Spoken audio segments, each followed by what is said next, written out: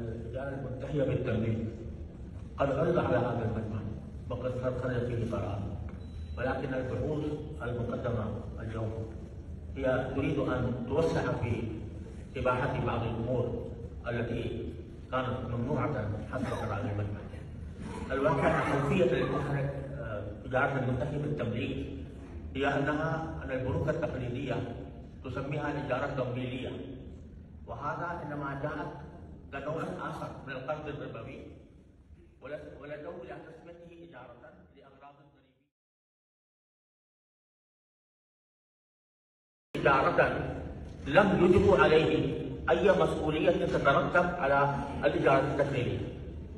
ولما جاءت البنوك الإسلامية فإنها أخذت بهذه الإدارة التمويلية بشروط، ومنها أن يكون المؤجر قد يتحمل تبعات الملك بحيث كونه مالكا